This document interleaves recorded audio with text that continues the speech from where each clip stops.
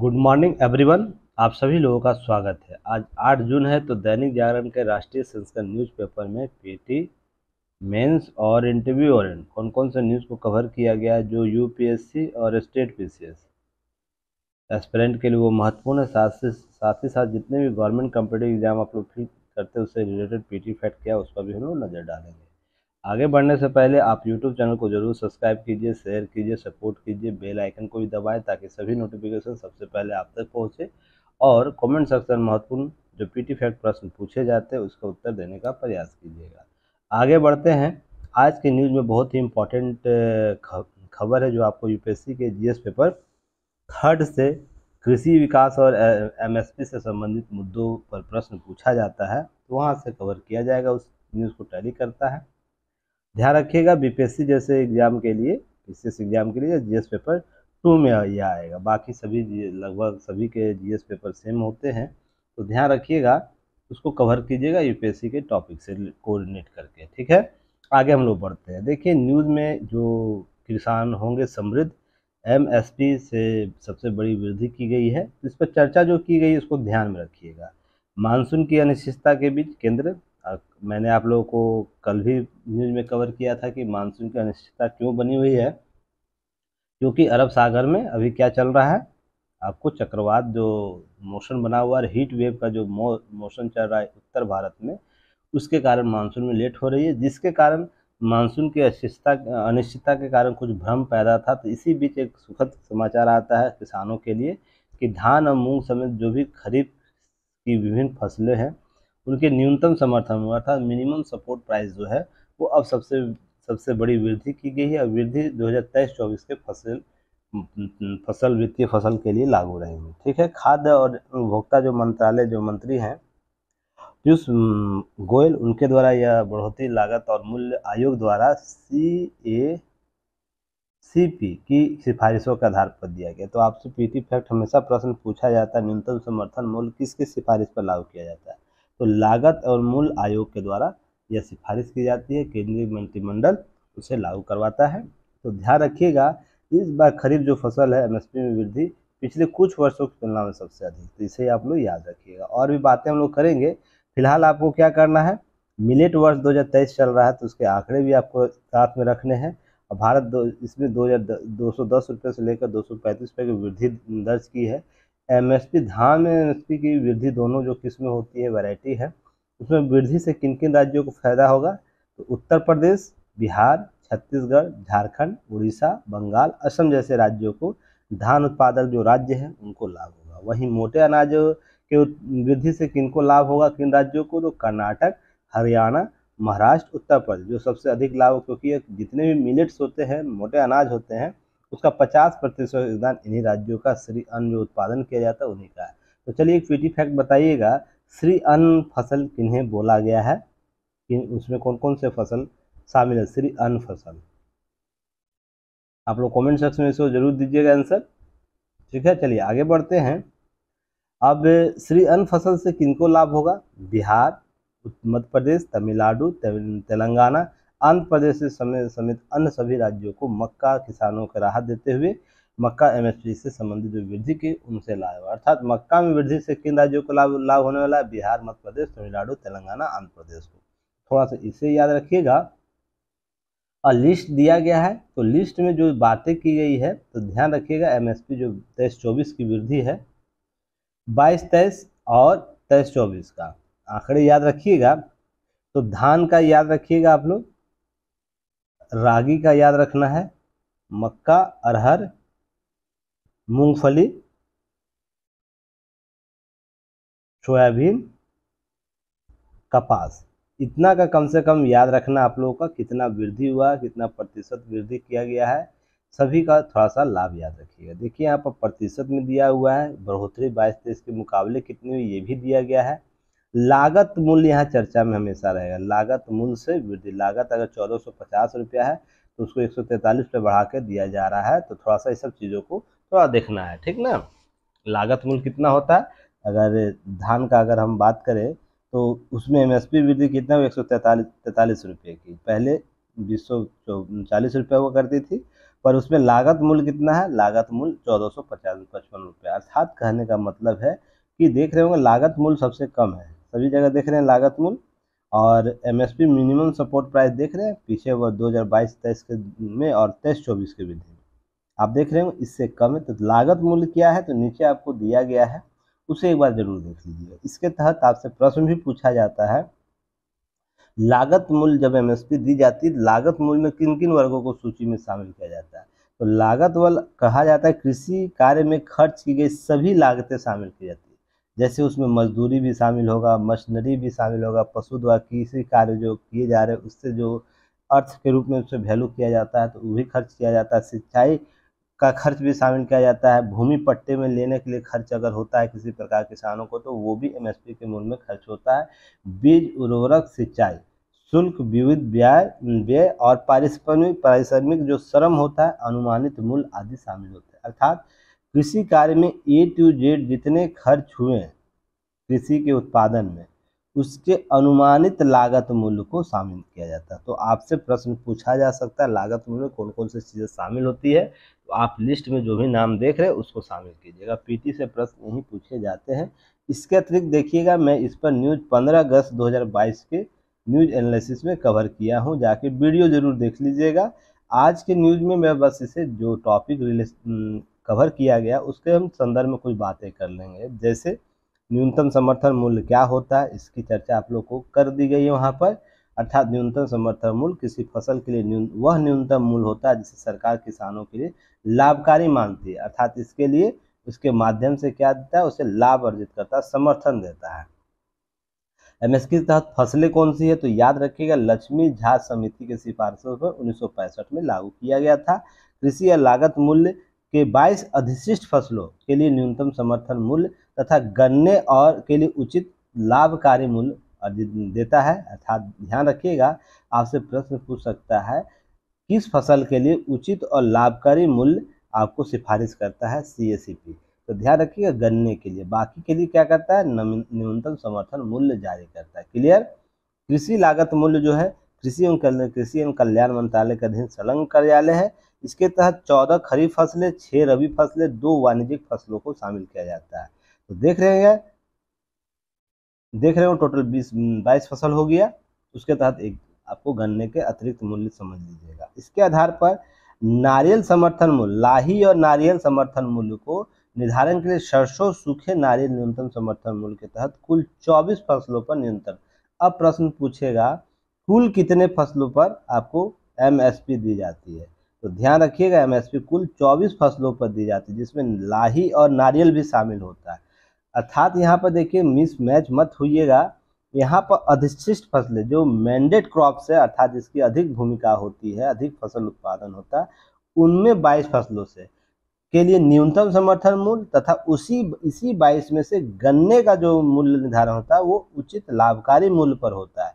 पर इसके अतिरिक्त 2 फसल और है जो लाही और क्या है, लाही और आपको नारियल, जिस पर भी समर्थन मूल्य जारी किया जाता है। अर्थात कुल कितने हुए फसल, 24 फसल पर आपको एमएसपी जारी किया जाता है। क्लियर। अब एमएसपी सिफारिश करमंदी कार्य के, तो ये सब चीज़ें पहले भी चर्चा की जा चुकी है, तो क्या करना आपको जो ए विधि क्या है सभी पर चर्चा की गई, A2+FL विधि क्या है, C2 विधि क्या है, न्यूनतम समर्थन मूल्य से संबंधित कुछ नोट बताया गया है उसको आप लोग देखिए, न्यूनतम समर्थन मूल्य का लाभ क्या है इसे भी बता दिया गया है। तो 15 अगस्त का न्यूज एनालिसिस आप लोग देख लीजिएगा और इसका की नोट्स आप लोग को आज अपडेट कर दिया जाएगा। दैनिक जागरण न्यूज़पेपर एनालिसिस जो युक्ति आईएएस के ऐप पर है अवेलेबल कराया जाता है, वहाँ पर अपडेट कर दिया जाएगा, जाके आप लोग वहाँ से देख सकते हैं। बाकी के लिए वीडियो 15 अगस्त का वीडियो जरूर जाके देख लीजिएगा, सभी डाउट्स क्लियर हो जाएंगे, ठीक ना। और आप लोग को पता है जो चीज़ें एक बार करा दी जाती है रिपीट करना ठीक नहीं रहता, आपकी भी समय बर्बादी और हमारे भी समय लगेगा। बाकी विशेष पर हम लोग चर्चा कर सकते हैं जो महत्वपूर्ण टॉपिक होगा, तो थोड़ा सा मेहनत कीजिए आप लोग भी और थोड़ा सा चीज़ें सिस्टमेटिक ढंग से करने का प्रयास कीजिए। कल बहुत ही मुझे दुखद लगा ये चीज़ कि टीम द्वारा क्या किया गया, मांग की गई आपसे, क्या मांग की गई कि आप लोगों का टॉपिक किनके द्वारा लिखा गया है, किन किन लोगों के द्वारा, कोई भी स्टूडेंट टॉपिक को नहीं शेयर किया। इसका मतलब जो मैं आप लोगों को गाइड करता हूँ आप उसे सही तरीके से नहीं फॉलो कर रहे हैं। रीज़न उसके पीछे देखिए, जो चीज़ें बताई जा रही है ना, वही आधार है सिलेक्शन लेने का। आप इस चीज़ को मानिए ना मानिए, आप लोग को टॉपिक इसलिए लिखने बोला गया था ना कि आपको यह पता होगा कि जनवरी में कौन से टॉपिक इम्पोर्टेंट है, फरवरी में कौन से टॉपिक को रिवाइज कराया गया, कौन सा टॉपिक इम्पोर्टेंट है। लास्ट जो आप दो दो महीने का समय मिलेगा, 1 महीने का समय मिलेगा, तो डेली पेज उलटिएगा आप लोग। पेज आपका हो जाएगा 200-300 पेज, आपका पूरा साल भर का पेज कवर हो जाएगा करेंट दैनिक जागरण का। तो टॉपिक देख के ही ना, इंडेक्स देख के ही ना, पेज को जो सबसे इम्पोर्टेंट टॉपिक जिसके द्वारा मेरे द्वारा बताया जाएगा, इस टॉपिक को कर लीजिएगा, तो आप तुरंत उसे वहाँ तक पहुँच पाइएगा और उसका रिवाइज कर पाइएगा। किसी भी चीज़ का सिस्टमेटिक ढंग बताया जा रहा है तो आप उनका फॉलो क्यों नहीं करते? सबसे पहले ये तो बताइए। किसी स्टूडेंट के द्वारा यह नहीं भेजा गया कि ना चलिए शेयर मांगा गया है। सबसे पहले तो ये तो आप लोगों को समझ होनी चाहिए कि मांगा क्यों जा रहा होगा। आपसे रैंडम चेक किया जा रहा है कितने स्टूडेंट एक्टिव मोड में काम कर रहे हैं, ये भी तो हो सकता है ना। कुछ के एग्जाम थे, चलिए उनको माफ़ कर दिया जाता है, एग्जाम है तो वो नहीं भेज पाए, बाकी लोग तो करना चाहिए। किन्हीं के पास मान लीजिए जो 1 महीना से कर रहे हैं कार्य, उसके लिए वो भेज सकते थे। तो यहाँ पर चीज़ें एक्टिव मोड में नहीं तो कुछ फायदा नहीं होगा। मैं सिंपल सा शब्दों में बोलूँ, यूपीएससी क्लियर करना है तो पीसीएस क्लियर करना है तो मेहनत करना होगा, शरीर को रगड़ना होगा, नहीं तो चीज़ें नहीं हो पाएंगी। यहाँ स्मार्ट वर्क के साथ हार्ड वर्क भी करना पड़ता है। स्मार्ट वर्क इसलिए मैं बोल रहा हूँ, स्मार्ट वर्क जो लिस्ट आप लोग बनाइएगा जल्दी क्विक रिविजन कर पाइएगा। हार्ड वर्क इसको बार बार लिखना होगा। सोच के देखिएगा, स्वयं सोचिएगा कि आप क्या कर रहे हैं। और सबके सपने हैं हमको आईएएस बनना है और पीसीएस अधिकारी बनना है, पर उसके लिए कुछ विशेष तरीके से आप लोग को लागू नहीं करना है। जो बातें बताई जाती कराई जाती है, जो डिमांड किया जाता है, उसको आप लोग फिलफुल करते ही नहीं हैं। बस आप लोग को पीडीएफ चाहिए। बताइए, पीडीएफ करने से सारे कलेक्टर बन जाते तो इंडिया में 8 लाख कलेक्टर हर साल निकलते, ठीक ना। इस चीज़ को समझिए बात को। कभी कभी आप लोग इतना मेहनत करने के बाद भी अगर उसी रास्ते पर है जो ट्रेंड, स्टडी ट्रेंड पहले से चला आ रहा है, तो मेरे करने, इतना मेहनत करने से ना करने से क्या मतलब हो जाता है। मैं भी आप लोगों को पीडीएफ अवेलेबल करा देता हूँ, क्या मुझे मुझे ज़रूरी है इतना 1-1 घंटे लगातार बोलने का, फिर इतना अंडरलाइन पेपर करने का, फिर जो महत्वपूर्ण टॉपिक है उस पर हमको टॉपिक वाइज अलग करने का। बहुत से लोग करा रहे हैं ना यूट्यूब पर, बहुत से लोग करा रहे हैं यूट्यूब पे पेपर एनालिसिस। द हिंदू का इंग्लिश मीडियम में बहुत से और भी पेपर है, हिंदी में बहुत से पेपर है, करा रहे हैं। तो ये अंडरलाइन कौन करके देता है, टॉपिक वाइज कौन करके दे रहा है आपको? क्यों इतना मैं मेहनत करता हूँ, सुबह 8 बजे से लगा रहता हूँ आपको 11 बजे तक, इसमें क्या ज़रूरी है? मुझे और कोई काम धाम नहीं बचा हुआ है, बताइए तो। फिर भी आप लोग से अगर मांगा जाता है, किसी रैंडम आप लोग से चेक किया जाता है, तो कोई स्टूडेंट उस पर खरा नहीं उतरते हैं। सोच के देखिएगा, कभी कभी इतना दुख होता है कि क्या बोला जाए। खैर, अब क्या कहा जाए आप लोगों को।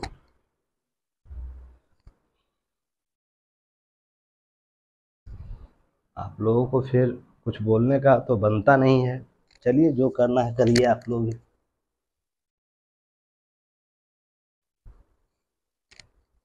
चलिए आगे बात करते हैं। आगे बात करते हैं, लखनऊ में अंसारी, मुख्तार अंसारी के शूटर जीवा पर भरी अदालत में हत्या कर दी।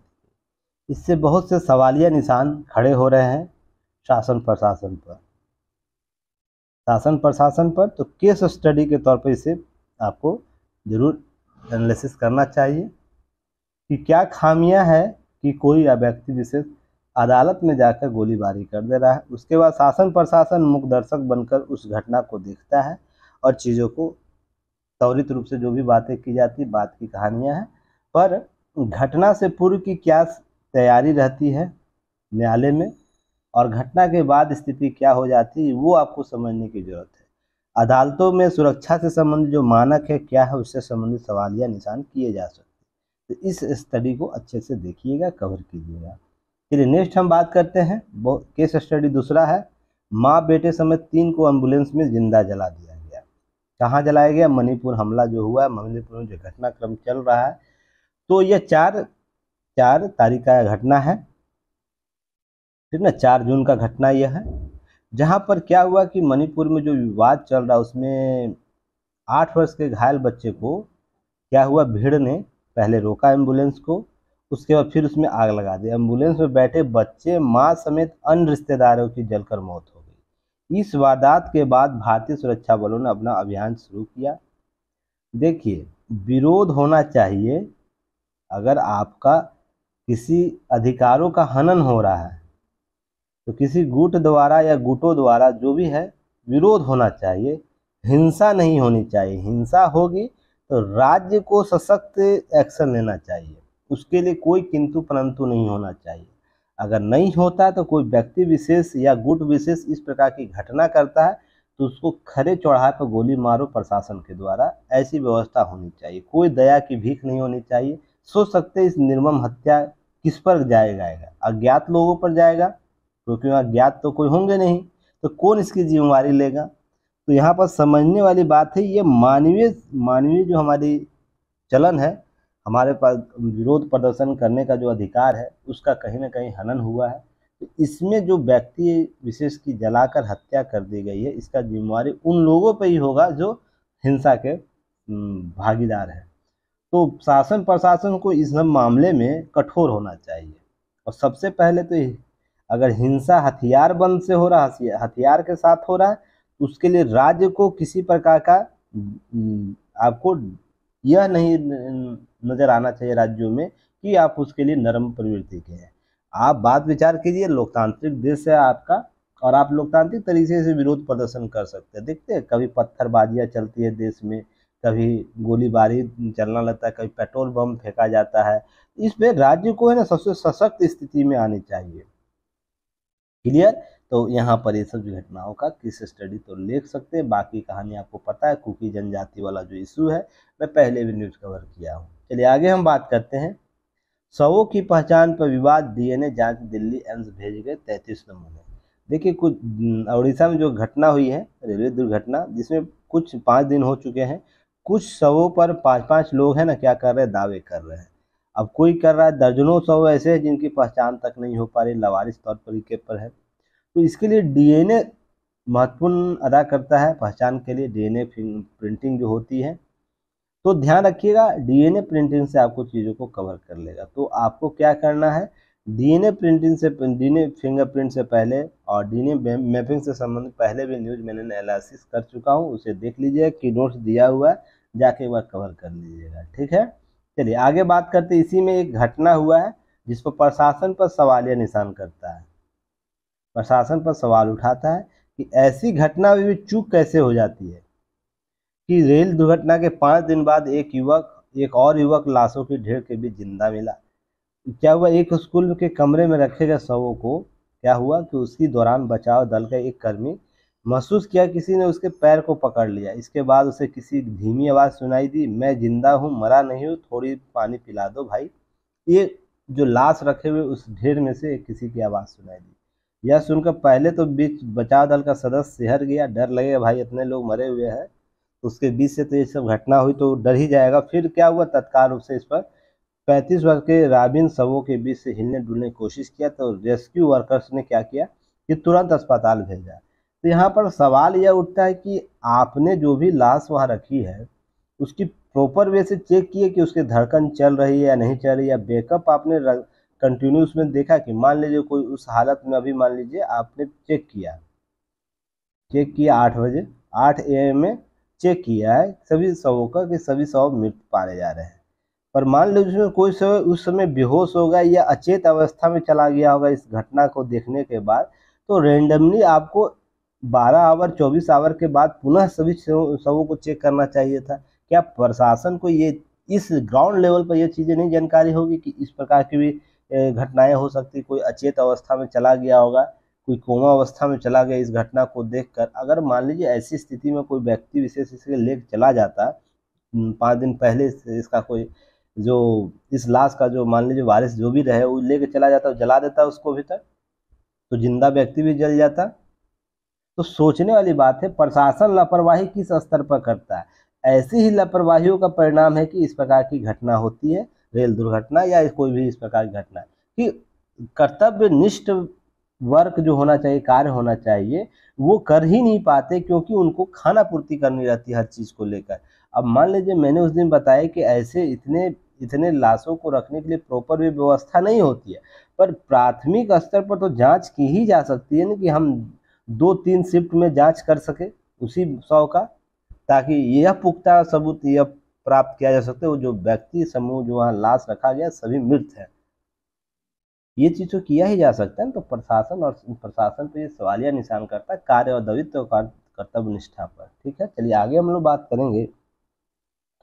अब कनॉट पैलेस के तर्ज पर देश में खुलेगा खादी इंडिया शोरूम। तो खादी के प्रोडक्शन के लिए बढ़ावा देने के लिए ये ब्रांडेड आपको क्या होगा, प्रसिद्ध कनॉट पैलेस में एक शॉप है खादी प्लेस, वैसे ही अन्य जगह स्टोर खुले जाएंगे तो खादी के लिए बढ़ावा बाजार मिलेगा। बाजार अच्छे तरीके से ब्रांडिंग होंगी, लेबलिंग होगी, तो इससे क्या होता है खादी उत्पाद बिक्री बढ़ेगी। और ध्यान रखिएगा 2000 पिछले 9 वर्ष की बात की गई है, खादी बिक्री में लगभग 332.14% की उछाल वृद्धि हुई, तो बहुत बड़ी उछाल ये है।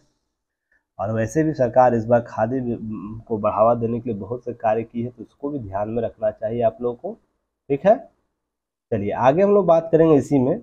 ये सब थोड़ा सा जानकारी आपको रखनी है, अतिरिक्त और भी कुछ नहीं है। चलिए नेक्स्ट हम लोग बात करेंगे यहाँ पर, देखिए पीटी फैक्ट के तौर पर कि गांधी जी के साथ हुए भेदभाव से जुड़े कार्यक्रम में क्या कर रहा है कि दरबन पहुंचा आईएनएस त्रिशूल। प्रथम पंक्ति का ये अग्रिम पंक्ति का जो युद्धपोत है त्रिशूल, पीटर मेरिटेज वर्ग में जाके रेलवे स्टेशन जो बापू के साथ घटना हुई थी 130 वर्ष पहले, उस कार्यक्रम भाग लेने दक्षिण अफ्रीका के शहर डबरन पहुंची। तो आपसे पीटी फैक्ट पूछ सकता है कौन सा युद्धपोत वहां गया था, तो त्रिशूल गया हुआ है, तो इसे याद रखिएगा आईएनएस त्रिशूल। अब राष्ट्र आपको याद होगा, ये आप लोग सभी लोग पढ़े होंगे, 7 जून 1893 ईस्वी को राष्ट्रपति महात्मा गांधी दिन दक्षिण अफ्रीका के पीटर मेरिट्सबर्ग रेलवे स्टेशन में क्या किए, ट्रेन से निकाल दिया गया था उनको, क्योंकि वो प्रथम श्रेणी के टिकट यात्रा कर रहे थे ट्रेन में। और उस समय नस्लीय भेद बहुत हुआ करता था अफ्रीका में, जहाँ पर प्रथम जो श्रेणी के डिब्बे होते थे उसमें केवल गोरे लोग ही जा सकते थे, अधिकारी लोग ही जा सकते थे, गोरे अधिकारी। तो यहाँ पर ध्यान रखिएगा, इसी की भेदभाव पर नस्ल विरोधियां वहाँ जंग शुरू किया गया था महात्मा गांधी जी के द्वारा। तो उन महत्वपूर्ण पलों का स्मरण के तौर पर यह चीज़ें की जा रही है। ठीक है, इसमें याद रखिएगा यह किनके सलाहकार गए थे, दादा अब्दुल व्यापारी थे, अब्दुल्ला उनके कानूनी सलाहकार बन के गए थे। आप लोग यह हिस्ट्री में पढ़े भी होंगे। अब डरबन में 1893 में डरबन पहुंचे, 7 जून को उनको प्रिटोरिया ट्रांसवाल में यात्रा के दौरान वो पहले पीटर मेरिट्सबर्ग स्टेशन पहुंचे। टिकट खरीदने पर वो प्रथम श्रेणी डिब्बे से बाहर निकाल दिया गया था। और इसके बाद बहुत सी घटना हुई थी, आप लोगों को सब पता है कहानियाँ। ध्यान रखिएगा पीटी फैक्ट के रूप में यही पूछा जा सकता है।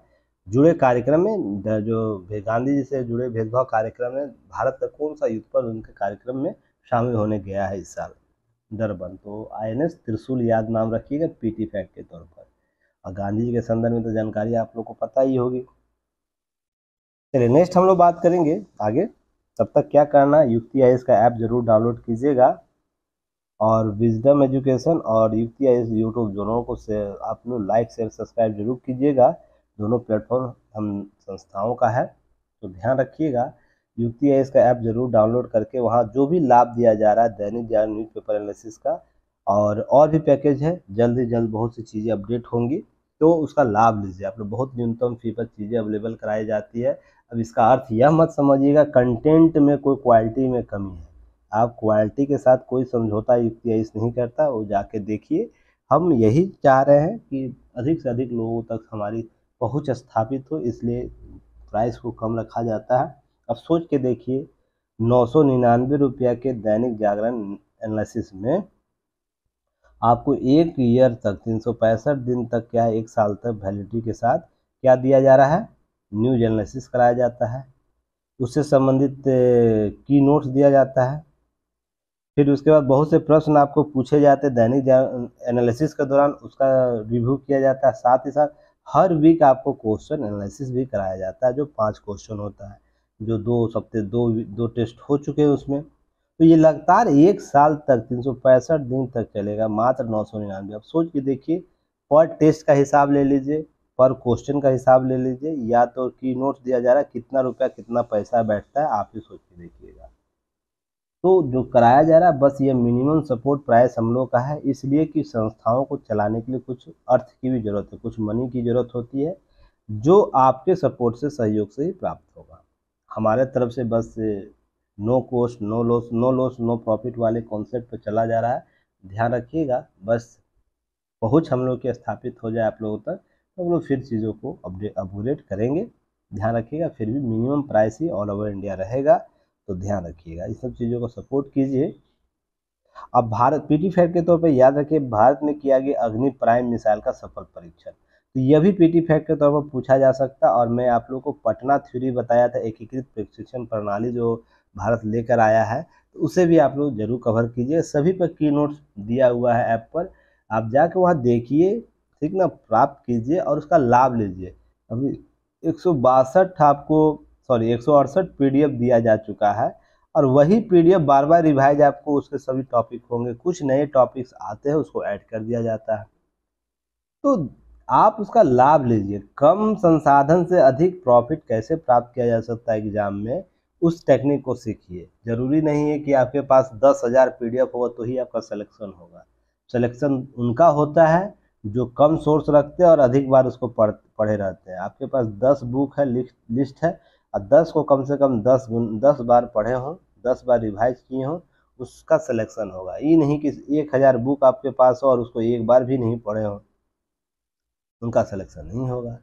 तो ध्यान रखिएगा इन सब चीज़ों को लेकर। अग्नि प्राइम जो मिसाइल है, ध्यान रखिएगा, उड़ीसा के चांदीपुर स्थित अब्दुल कलाम द्वीप अग्नि प्राइम मिसाइल का सफल परीक्षण किया गया। तो ये क्वेश्चन पीटी फैक्ट बताइए कि चांदीपुर जो स्थित अब्दुल कलाम द्वीप का नामकरण किस वर्ष किया गया था, और ये किनके नाम पर किया गया है, ठीक ना।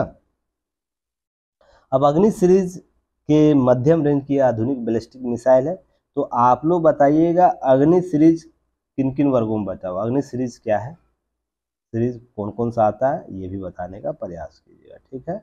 अब ये 11,000 किलोग्राम का वजन का यह मिसाइल 2000 किलोमीटर की दूरी तक अपनी लक्ष्य भेज सकता है। इंटरसेप्टेड, टारगेटेबल, रीएंट्रेबल व्हीकल, वारहेड हथियार ले जा सकता है, और एक साथ कई टारगेट को लॉन्च कर सकते हैं, एक साथ कई टारगेट को यह प्रहार कर सकता है। यह तीसरा मैनूवरेबल री एंट्री व्हीकल है, यानी तीसरे स्टेज के दर से नियंत्रित करके दुश्मनों को टारगेट और सटीक हमला करता है। और अग्नि के संदर्भ में मैंने पटना थ्योरी जब पढ़ा रहा था उस पर चर्चा किया था, आप लोग जाके देखिएगा, कवर कीजिएगा, ठीक है। अब चलिए हम लोग आगे बात करते हैं। कुछ चीज़ें पहले बताई जा चुकी है तो उसे कवर कीजिएगा। देखिए कल ही मैंने कूड़े पर, ई कचरा पर प्रबंधन पर बात कर रहा था। अब देखिए उस पर बात आ चुकी है कि हैदराबाद में जो संयंत्र बनाया जा रहा था वो अब जल्द से जल्द कार्य करेगा, और हैदराबाद के डुंडिगल गांव में एशिया का सबसे बड़ा ई कचरा पुनर्संचरण संयंत्र है। आरई सस्टेनेबिलिटी रेडनाल आपको रेलडान रिफाइनिंग लिमिटेड बनकर तैयार हो गया है। यहाँ पर रिफाइनिंग यानी कचरे का मूल्यवान धातुओं को निकालने का प्रयास किया जाएगा, सुविधा दी जाएगी। जो यह सुविधा पहले कहाँ होती थी, यह सुविधा हम लोग अगर लेना चाहते थे महत्वपूर्ण, तो आपको या बेल्जियम, जर्मनी और अमेरिका से संयंत्र का मदद लेना होता था ई कचरे से महत्वपूर्ण धातुओं को निकालने के लिए। तो ध्यान रखिएगा, कल महत्वपूर्ण धातु कौन कौन से निकलती है तो आप लोग को कल बताया गया था, तो क्वेश्चन बताइएगा आप लोग, ई कचरा से कौन कौन से महत्वपूर्ण बहुमूल्य धातु निकाले जाते हैं, कौन कौन से आपको रणनीतिक धातुएं प्राप्त होती है, आप लोग पीटी फैक्ट के तौर पर इसे बताइएगा, कमेंट सेक्शन लिख दीजिएगा। जो जितना मेहनत करेगा, जो जितना लिखेगा, आपको उतना प्राप्त होगा। अब याद रखिएगा, संयंत्र की क्षमता 20,000 टन सालाना है। प्रति क्विंटल ई कचरे से ध्यान रखिएगा 10 ग्राम सोना निकलता है। इसके लिए क्या बनाई गई है, तिजोरी बनाई गई वहाँ, उसे भी सुरक्षित रखना है ना, सोना निकाले कोई लेकर भाग जाएगा तब।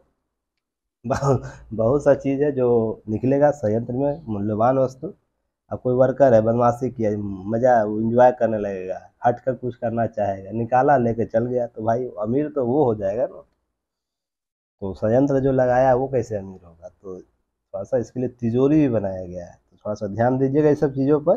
चलिए नेक्स्ट हम बात करेंगे आगे।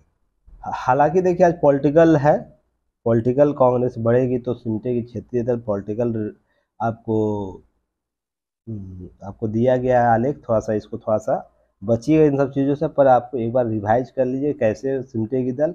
यहाँ भी पॉलिटिकल है, पर यहाँ पर कुछ सरकारी योजनाओं का नाम दिया गया है। ये भी भाजपा के कोई नेता है, राज्यसभा के नेता है, सदस्य राज्यसभा के, उनके द्वारा किया गया। तो लोक कल्याण के संदर्भ में कुछ बातें की गई इनके द्वारा, सरकारी योजनाओं का नाम दिया गया। तो उस नाम को थोड़ा सा आप लोग नोट डाउन कर लीजिएगा, आने वाले समय में काम देगा। जैसे, हालांकि इनका अपना विचार है, यहाँ पर कुछ चीज़ें आपके व्यक्तिगत भी हो सकते हैं। देखिए यहाँ पर बातें की गई है चाणक्य की, आचार्य चाणक्य की बात की गई। उनके द्वारा बोला गया था धर्मस्य मूलम अर्थम, अर्थात धर्म के मूल में अर्थ होना चाहिए। एक लोक कल्याणकारी राज्य की परिकल्पना भी इसी माध्यम से संभव है। लोक कल्याणकारी लोकतांत्रिक व्यवस्था का प्रमुख आधार होता है। जो लगातार मैं आप लोग को बोलता था, अगर लोकतांत्रिक व्यवस्थाओं को मजबूत करना है तो लोक कल्याणकारी योजनाओं को बेहतर तरीके से प्रबंधन करना होगा। नहीं करिएगा तो संस्थाओं पर, लोकतांत्रिक संस्थाओं कमज़ोर होती हैं और वो विश्वास कमज़ोर होता है। ये बातें मैं लगातार आप लोगों से बोलता हूँ। किसी भी राज्य की उन्नति तभी संभव है जब राज्य की आर्थिक स्थिति अच्छी हो। अर्थ इम्पॉर्टेंट है। मैंने आप लोगों को परिवार का कॉन्सेप्ट देकर बताया था कि परिवार में अर्थ कितना इम्पोर्टेंट है, वैसे ही राज्यों के लिए भी जरूरी है, वैसे देश के लिए अर्थ की अर्थात इकोनॉमी की जरूरत है, उसमें लगातार वृद्धि होनी चाहिए। इसी तरह आपसे बात की गई है समतामूलक समाज, लोक कल्याण समतामूलक समाज की बात की गई। खाका कैसे तैयार किया जाता है, और उसका राजीव गांधी का एग्जाम्पल दिया गया। तो ये पॉलिटिकल व्यू के तौर पर, हालांकि भ्रष्टाचार के मामले में ये चीज़ें बताई जाती है कि हमारे पूर्व प्रधानमंत्री के द्वारा ऐसी बातें की गई है जो हकीकत थी। वर्तमान में कुछ चीज़ें बदली हैं, डायरेक्ट बेनिफिट जो दिया गया, डीबीटी सुविधा दी गई, तो कुछ स्थितियां सुधार हुई। फिर भी भ्रष्टाचार ऐसा नहीं कि समाप्त नहीं हुआ है, पर ध्यान रखिएगा कुछ तो जरूर बहुत कुछ कम हुआ है। अब इसके बाद भाई भतीजावाद भ्रष्टाचार है ना, जातिवाद का बोलबाला है। तो मैंने आप लोग को इस पर न्यूज एनालिसिस किया है, याद है, राजनीति में भाई भतीजावाद का कॉन्सेप्ट बताया हूँ। तो भाई भतीजावाद में सभी पार्टियां अपना चरम पर है। कुछ पार्टियां इतनी चरम पर उसका हद बाहर है। बिहार में पार्टियों में भाई भतीजावाद, जातिवाद का कॉन्सेप्ट कितना बृहद पैमाने पर है। फिर उसके बाद यूपी में चर्चा किया था, महाराष्ट्र की चर्चा किया था, साउथ के राज्यवार राजनीति में भाई भतीजावाद और जातियों के संदर्भ में जो बातें की गई थी, सभी पर मैं चर्चा किया हूँ। इस कॉन्सेप्ट को बस एक बार देख लीजिए, रिवाइज कर लीजिए, ठीक है। उसके बाद आपको देश में अर्थव्यवस्था आ जाती है कि $2 ट्रिलियन लाख डॉलर तक पहुंच सकी है, सिर्फ आपको एक दशक बाद। और वहीं आपको 2014 के बाद की बात की जाए तो यहाँ पर आपको बहुआयामी परिवर्तन की बात की जा रही है। रिफॉर्म, सुधार और ट्रांसफॉर्म अर्थात कायाकल्प के इस दौर में देश एक सकारात्मक बदलाव महसूस कर रहा है।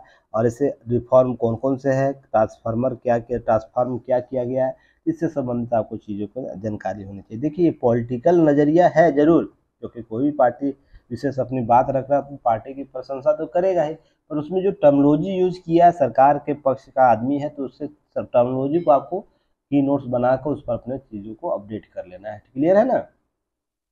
अब उसके बाद मनरेगा की बात की गई। एक समय भ्रष्टाचार का पर्याय बन चुका था मनरेगा। तो मनरेगा के संदर्भ में बहुत सी चीज़ें आपको अपडेट मैंने पहले भी कर चुका हूँ, की नोट्स दे चुका हूँ, तो आप उसे एक बार कवर कर लीजिएगा। सारे के डाटा एनालिसिस किया जा चुका है, कुल मिलाकर यही है। अब आप लोग पर डिपेंड करता है कि कितना जल्दी आप लोग इसे रिवाइज करते हैं, कितनी मजबूती लाते हैं। आंसर राइटिंग का प्रोग्राम चलाया जा रहा है, उसमें आप लोग कितना बेहतर, रूबी जी का कॉपी आप लोग जरूर जाके देखिएगा। रूबी जी बहुत नेगेटिव वे में चल रही थी कुछ दिनों से, बार बार उनको बोला गया लिखिए लिखिए लिखिए। देखिए अब उनमें पॉजिटिव इम्पैक्ट आने लगा है और वो क्या कर रही है, उनको सभी में से 24.5% नंबर आया है 60 में से। अब देखिए यह और भी, जिसमें से कुछ क्वेश्चन उनके द्वारा नहीं लिखा गया, लिखा जाता तो यह संख्या लगभग आपको 35 के आसपास आ जाता ये नंबर। तो ध्यान रखिएगा। तो ये बहुत अच्छा है, 60 में से 35 आया तो समझ सकते 50+ है, तो बहुत अच्छा है, इनका इम्प्रूवमेंट है। धीरे धीरे और भी इनमें आएगा, और भी इम्प्रूवमेंट आएगा, तो यह संख्या 45 के आसपास आ जाएगा। जिस दिन ये हो गया कि 60 में से 45 आने लगा, आपका सिलेक्शन कोई नहीं रोक सकता है। ध्यान रखिएगा, मेहनत, बिना मेहनत के कोई उपाय नहीं है। आपको 6 घंटा आवर लिखना होगा। अगर पीटी हो जाता है तो आपको मेंस में 6 घंटा एक दिन लिखना ही लिखना है, तो उसके लिए मेहनत करना होगा। 10 घंटे लेखन शैली डेवलप करनी होगी और प्रत्येक क्वेश्चन यहाँ एक्सक्यूज दे सकते हैं ना, सर हमको टाइम नहीं मिल रहा है, या फिर यह भी बोल सकते हैं सर मैं अभी कहीं और कार्य कर रहा हूँ, सर यहाँ मैं ये नहीं हो पा रहा, बाद में मैं करूँगी। तो एग्ज़ाम हॉल 6 घंटा तो आपको प्रॉपर बैठना है। 9 बजे बुलाएगा तो आपको 9 बजे पहुँचना है, 5 बजे 6 बजे छोड़ेगा आपको, 5 बजे 5 बजे को छोड़ना है, जाकर वहाँ तो कोई स्कूल नहीं देना पड़ेगा, दीजिएगा तो आप ऐसे ही बाहर हो जाइएगा। तो इस थीम को समझिए, बाकी चीज़ें तो आप स्वतंत्र हैं करने को, क्या ज़रूरी है फिर हमारी आस्था मूल्य वसूलता है चीन, तो इस पर एक बहुत बेहतर आपको लेख लाया गया है जिसको आपको समझने जरूरी है कि अगर चीन, याद होगा कुछ दिन पहले मैंने आप लोगों को एक कॉन्सेप्ट बताया था, चीन को प्रतिस्थापित करना है तो उसके लिए चीन के इस प्रकार के जो एक तरफी नज़रिया है जो हम पर बार बार दबाव डालता है, वो गलवान का घाटी हो या तो और भी सीमा विवाद जो मुद्दे हैं, या मानसरोवर की जो घटना भी घट रही है जिसमें मूल्य वृद्धि कर दी गई है यात्रियों के लिए, वीजा प्रबंधन की जो बात हो रही है, उसका एकमात्र और सॉल्यूशन आपको मैंने बताया था। चीन के इस प्रकार की नीतियों को रोकने के लिए दो तरीके अपनाए जा सकते हैं। पहला तो क्या करना है, उसके बाजार का अप्रूव बनिए इंडिया, अप्रूव बने इंडिया, जितना बाजार उसका है उसको जो इतना रुपया आ रहा है, जिस पैसे की अकड़ उसको, उसके अकड़ को कमजोर करे। तो आपको याद होगा PIL योजना लाया जा रहा था, तो PIL योजना के जब एनालिसिस में कर रहा था तो मैं बोला था 5 से 6 साल वेट कीजिए, इसका असर पड़ेगा और भारतीय व्यवहार बाजार मजबूत होगा, चीन को इसके लिए बहुत दूरगामी परिणाम झेलना पड़ेगा। तो उसके एग्जाम्पल अब धीरे धीरे धीरे आप लोग को नजर आ रहे हैं। अब 5 साल अभी होने दीजिए इस योजना को, तब समझ में आएगा चीन को क्या होता है। दूसरी चीज मैंने एक चीज और बताई थी कि भारत हिंद महासागर में ना एक बेड़ा निर्माण करे, जहां पर जो भी आपको मलक्का से या तो और भी क्षेत्रों से जहाज गुजर रहा है, पोर्ट गुजर रहा है, उसकी निगरानी तंत्र विकसित करे। रीजन उसके पीछे है कि जो लॉजिक चीन दे रहा है या अन्य देश देते हैं, भारत को उसी लॉजिक के आधार पर चीजें करनी चाहिए, क्योंकि भारत को फ्रंट लाइन पर आके काम करने की जरूरत है। अब हिंद महासागर में उसे अधिकार केवल भू क्षेत्र के आधार पर नहीं, रणनीति के आधार पर भी स्पष्ट करना चाहिए। और अगर चीन जैसे जैसे इस सब चीज़ों को, मुद्दों को प्रभावित करता है, पूरा उसका अस्त्र तंत्र व्यवस्थ कर दीजिए आप, तभी चीज़ें सही होंगी। नहीं तो हम लोग सॉफ्ट नीति जब तक लागू रखेंगे ना, और फ्रंट लाइन पर जब तक आकर नहीं खेलेगा, तो चीन ऐसे ही दकियानुसी वाला काम करेगा, छोटे चिल्लरपंथी वाला काम करेगा, और भारत उसके लिए कुछ विकल्प ढूंढने का प्रयास करेगा। अभी क्यों मैं ये बोल रहा हूँ अभी आगे बताऊंगा, इसको पहले पढ़ लेते हैं, समझा देता हूँ, तब उस थ्योरी को बताऊंगा। अब देखिए क्या कर रहा है ये चीन। कैलाश मानसरोवर आपको पता है, हिंदुओं के लिए, बौद्ध जैनों के लिए, वान धर्मावलंबियों के लिए चीन की प्राचीन और पारंपरिक धार्मिक प्रथाओं को मानने वालों को जाना जाता है। वहाँ पर बहुत सी चीज़ें हैं। अब ध्यान रखिएगा, यह बात चीन को भली भांति पता है, वह जानता है कि यही कारण है कि वह जब तक हम भारतीयों से इस कमजोरी को लाभ भुनाता रहता है। कैलाश मानसरोवर यात्रा के संदर्भ में देखिए तो भारत और चीन के बीच निरंतर जारी तनाव के बाद 3 वर्षों के बाद बंद रही कैलाश मानसरोवर यात्रा इस साल फिर से शुरू होगी। कैलाश मानसरोवर टूर पैकेज की लागत अब प्रति व्यक्ति 1.5 लाख रुपये की जगह कम से कम 2.5 लाख रुपये अर्थात $3,000 कर दिया गया। पहले $1,800 था अमेरिकी डॉलर, अब $3,000 कर दिया, अर्थात पहले 1.5 लाख खर्च होता था टूर पूरा पैकेज में, अब 3 लाख देगा। उसको पता है कि धर्म से संबंधित यह यात्रा है, तो भारतीय इसकी पेमेंट करेंगे। अब 5 लाख करो, 10 लाख करो, जो लोग जाने को इच्छुक रहते, जिनकी मान्यताएं रहती है, आस्था जुड़ी हुई, वो पे करेंगे। इसका मतलब ये ब्लैकमेलिंग हुआ ना, ब्लैकमेलिंग हुआ कि हम तुमको खोल रहे हैं। उसके पीछे तर्क वो क्या देता है, यह लाजमी आपको समझने की जरूरत है। तर्क वो यह दे रहा है, देखिए तर्क क्या देता है, मैं अभी दिखा रहा हूं।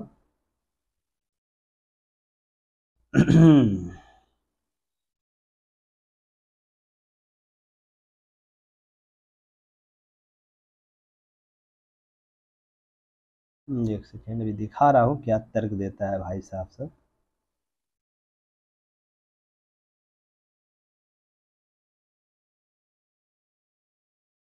कहाँ गया घास घास में,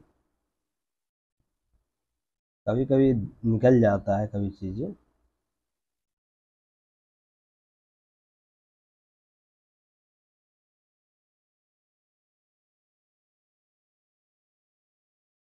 अब मिलेगा नहीं, जब ढूंढिए तो उसमें मिलता नहीं है, यही तो दिक्कत है।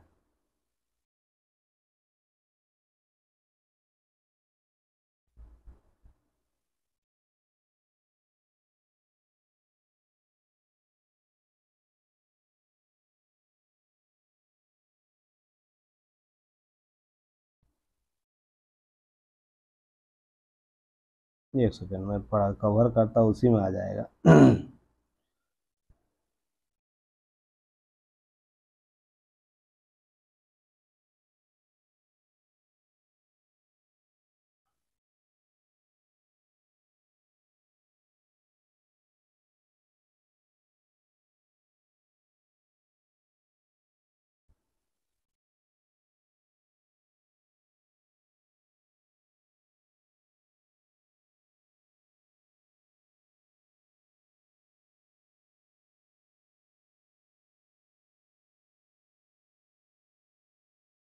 चलिए अभी मैं इसको कवर करता हूँ, कहाँ लिखा हुआ अपनी नज़र आ जाएगा खुद से।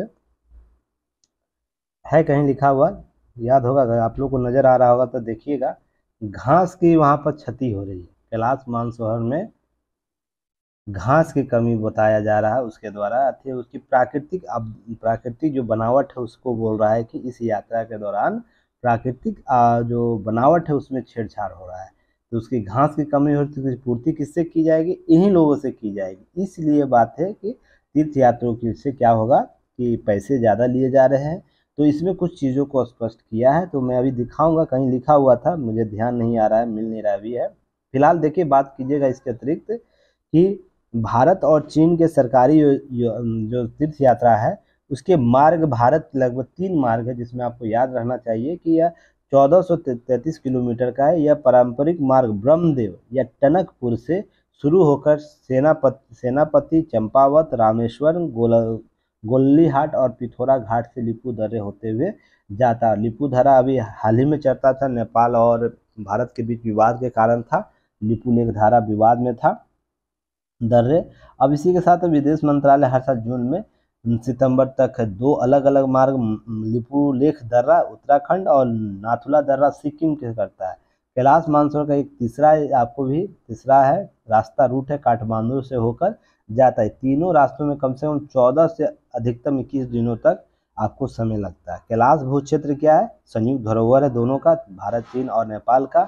तो चीन कब्जा जिस पर अधिकतर चीन का रहता है। ध्यान रखिएगा, भारत का लगभग 6836 वर्ग किलोमीटर क्षेत्र आता है इस क्षेत्र में।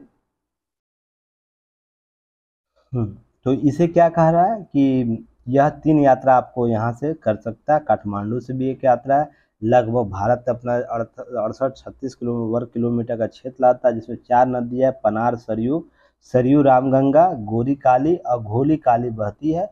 पौराणिक मान्यताओं के अनुसार इसी के आसपास कुबेर की नगरी है और भगवान विष्णु कर कमलों से निकला हुआ कैलाश पर्वत चोटी है। ये सब बातें आंकड़े हैं, थोड़ा सा इसको देख लीजिए, धार्मिक अवसर है। इसके बाद देखिए, इससे पहले सख्त हुए नियम है। क्यों हुआ है नियम? अब वीजा देने के लिए तीर्थयात्री शारीरिक रूप से वही उपस्थित होना पड़ेगा। पहले ऑनलाइन होता था, अब ऑनलाइन नहीं होगा। इसके लिए जितने लोग जाएंगे उसको शारीरिक रूप से वहाँ पर वीजा देना होगा। कहने का अर्थ है कि भारत के मान लीजिए कोई साउथ से कोई व्यक्ति जाना चाहता है मानसरोवर यात्रा करने के लिए, तो यहाँ से तुम भाई पहले जाओ उन क्षेत्रों में, वहाँ से वीजा दो। और मान लो किसी कारणवश वीजा नहीं मिलेगा, बहुत से कारण हो सकते वीजा न मिलने का, तो भाई साहब यहाँ से लौट के आप आ जाओ। तो किस तरह का शारीरिक और मानसिक प्रताड़ना झेलना पड़ेगा किसी यात्री को, सोच के देखिएगा।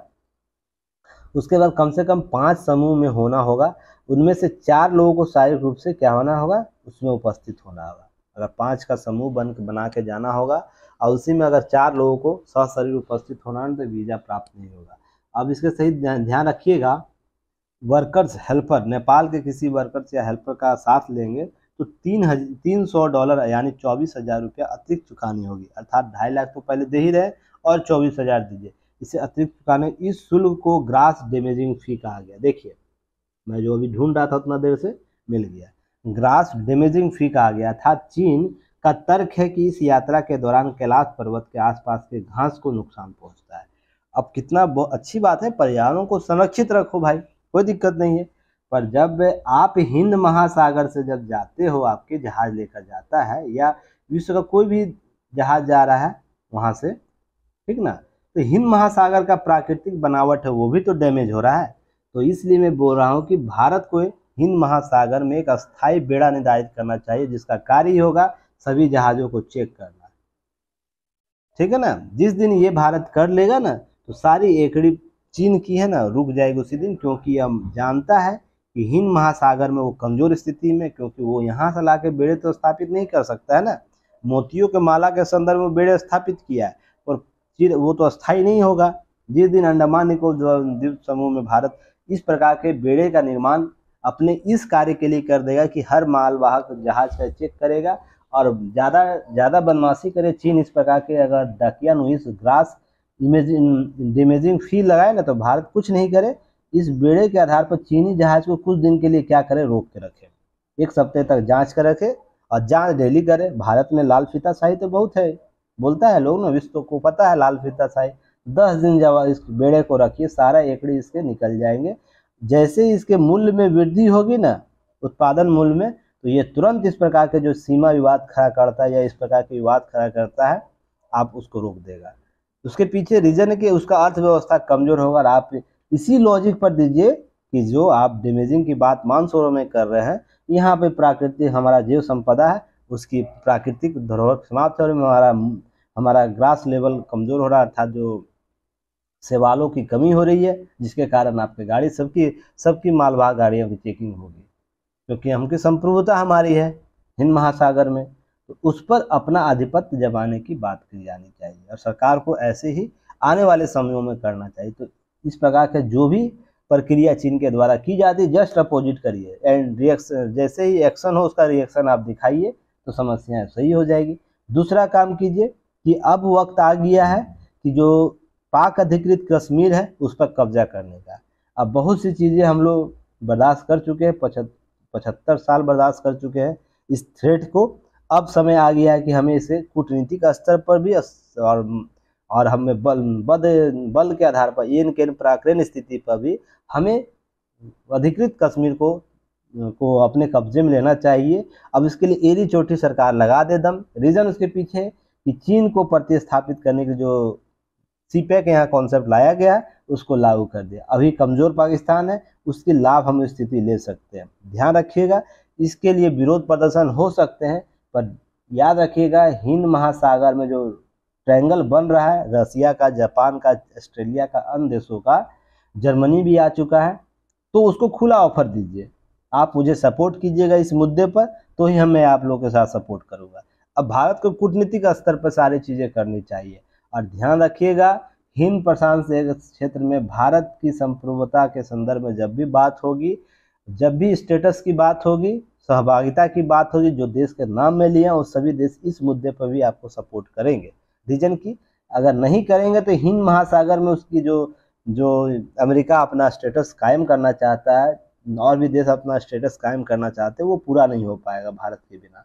तो इसलिए क्या करना चाहिए, भारत को कूटनीतिक स्तर पर उस भूमिका, अब आप यूएनए में इसका सोल्यूशन निकलवाइए, या उस स्थिति को कायम करवाइए जो भारत की 1947 से पहले स्थिति हुआ करती थी।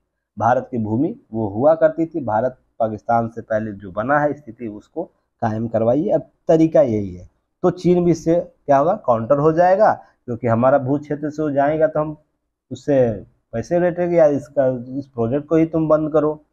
तो यह प्रतिस्थापित किया जा सकता है। और अब स्थिति ऐसी आ गई, भारत का स्टेटस ऐसा आ गया है कि ये सब कर सकता है। वो चीन के संदर्भ में बातें कर सकता है रोकने के लिए। हमको अक्साई चीन भी वापस चाहिए, खुले तौर पर कीजिए, बहुत हो गया चीज़ें, सॉफ्ट पावर वाला कॉन्सेप्ट अपना ली, क्योंकि हम लोग उन पंक्तियों में शामिल होने जहाँ पर हम विश्व को नेतृत्व देना चाहते हैं ना। तो समय का सदुपयोग करिए धीरे धीरे, ऐसा नहीं कि अचानक हम कर सकते हैं। पहले छोटे छोटे स्टेप, पहले हम उस कूटनीतिक स्तर पर काम कर सकते हैं जहाँ से चेक एंड बैलेंस बनाया जा सकता है। पहले हिंद महासागर में अपनी मजबूती बनाइए, उसके बाद यहाँ पर मजबूती हो जाए तब आप आइए अधिकृत पाकिस्तान पर आइए। अधिकृत पाकिस्तान जब हमें प्राप्त हो जाएगा, उसके स्काई चीन वाले मुद्दे पर जाइए, अरुणाचल प्रदेश वाले मुद्दे पर जाइए, चीन की एकड़ी तक निकल जाएगी। और चीन, ध्यान रखिएगा, चीन वो हवा है ना जिसको केवल बैलून में हीलियम गैस के तहत फूला हुआ है। जिस दिन भारत इस संदर्भ में अपना बेड़ा स्थापित करेगा, अपनी मजबूत स्थिति जन्माएगा, ध्यान रखिए चीन पीछे हटेगा। रीजन उसके पीछे बहुत है जो पहले मैंने व्यापारिक स्तर पर बातें की थी। बस चीन है ना क्या करता है, दादागिरी दिखाता है। कहावत है, आप सुने होंगे, इसको अनर्गल मत लीजिएगा, कोई चीनी सपोर्ट करते होंगे तो अनर्गल मत लीजिएगा, बस सुनिएगा कि गली में कुत्ते देखे हैं, गली में जो कुत्ते होते हैं बहुत शक्तिशाली होते हैं। किस स्तर पर? भौंकने के स्तर पर। जाइएगा आप गली मोहल्ले में से, कोई गली में दूसरा कुत्ता आ जाए, इतना भौंकेगा, इतना भौंकेगा मत पूछिए। जब वही कुत्ता दूसरे गली में चले जाएगा, उसकी पूंछ है नीचे हो जाती है। इस कॉन्सेप्ट को समझिएगा। चीन उसी संदर्भित है। थोड़ा सा उस पर हम लोग कभी दबाव डाल देते हैं ना, थोड़े सा दबाव डाल देते, वो आधा तुरंत राउंड टेबल पर आने के तैयार हो जाता है। समझ गए? तुरंत राउंड टेबल पर आने को तैयार हो जाता है। रीजन उसके पीछे है कि वो इकोनॉमिकल तौर पर भारत से सरप्लस में है। वो जानता है भारत से अगर व्यापार बंद हो गया, ऐप बंद कर देने से उसकी कुछ एकड़ी कम हुई थी, अगर व्यापार बंद, पूरा पूर्णतः व्यापार बंद कर दिया तो फिर स्थिति क्या होगी। तो इस संदर्भ को समझने का प्रयास कीजिए। बाकी कहानी आपको यहाँ दी गई है, उसे देख लीजिएगा, समझ लीजिएगा। और कुछ नहीं, एक पीटी फैक्ट है, इसे देख लीजिएगा। भारत वंशी विज्ञानी जोईता गुप्ता को डच नोबेल पुरस्कार मिला है। इसे पीटी फैक्ट के तौर पर देख लीजिएगा, कवर कर लीजिएगा। ठीक है, चलिए एक और भी होगा न्यूज़, शायद मुझे जहाँ तक याद है।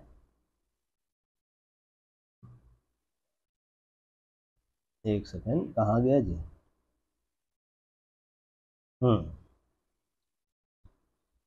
मनाया जाता है वर्ल्ड ओशंस डे, तो 2009 से इसे मनाया जा रहा है। तो इसके संदर्भ में आपको ये चीज़ें पीटी फैक्ट याद कर लेने चाहिए। कल आपको वर्ल्ड फूड, विश्व खाद्य क्या था, सुरक्षा दिवस था, तो वो भी आप लोग देख लीजिएगा। डेली कुछ ना कुछ दिवस होता है, उससे देखते चलिएगा।